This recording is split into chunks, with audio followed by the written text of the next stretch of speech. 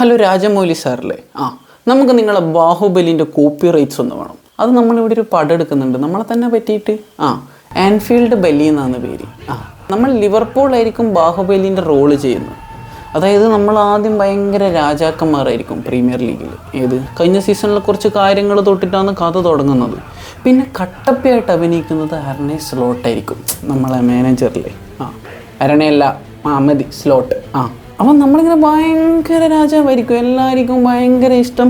മഹിഷ്മതിയിൽ വന്നിട്ട് ആൻഫീൽഡിൽ വന്നിട്ട് നമ്മളെ ആയിരിക്കും തോൽപ്പിക്കാനാവില്ല.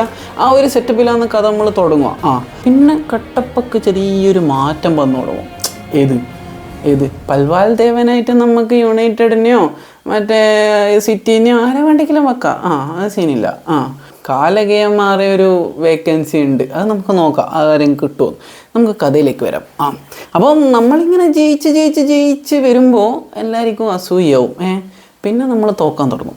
തോക്കുന്നത് നമ്മളെങ്ങനെ കാണിക്കേണ്ടതെന്ന് വെച്ചാൽ, ഈ ബാഹുബലി പാവപ്പെട്ടവരുടെ ഇടയിലേക്ക് ഇറങ്ങിച്ചെല്ലൂലേ, അതേപോലെയാണ് നമ്മൾ ബോട്ടം ടേബിളിലേക്ക് ഇറങ്ങിച്ചെല്ലുന്നത്. അന്നേരം അവർ പാട്ട് പാടും. നീ വന്നല്ലോ, ആ പാട്ടില്ലേ, അത് പാടണം. നോട്ടിംഗ്ഹാം ഫോറസ്റ്റ് ഒന്നുമില്ല, നോട്ടിംഗ്ഹാം ഫോറസ്റ്റല്ല, ഇപ്പം അങ്ങ് മുകളിലാന്നുള്ള ഇന്നും കിട്ടിയ അവരുടെ അടുക്കുന്ന 3 എണ്ണം, അത് വിട്. അപ്പം നമ്മളിങ്ങനെ നീ വന്നല്ലോ അത് വെച്ചിട്ട് നമ്മളിങ്ങനെ താഴോട്ടേക്ക് പോയിക്കൊണ്ടിരിക്കും. എല്ലാവർക്കും ഇങ്ങനെ പോയിന്റ് കൊടുത്തിട്ട് അതിലിടക്ക് നമ്മളെ വേറൊരു രാജ്യം ആക്രമിക്കാൻ വരും, സ്പെയിനിൽ നിന്ന്. അവരെ നമ്മൾ തോൽപ്പിക്കും. എല്ലാവരും വിചാരിക്കും നമ്മൾ മെയിനായി എന്ന്. പക്ഷേ ഇല്ല, നമ്മൾ വീണ്ടും നാട്ടിൽ വന്നിട്ട് നീ വന്നല്ലോ. ക്ലൈമാക്സ് നമുക്ക് നിങ്ങളെ ക്ലൈമാക്സ് തന്നെ മതി. കട്ടപ്പ സ്ലോട്ട് നമ്മളെ കുത്തിക്കൊല്ലുന്നേ. ചിലപ്പോൾ ഒരു വെറൈറ്റിക്ക് മഹിഷ്മതിയിലെ ആൾക്കാർ കട്ടപ്പനെ കൊല്ലും. അതും പറയാൻ പറ്റൂല.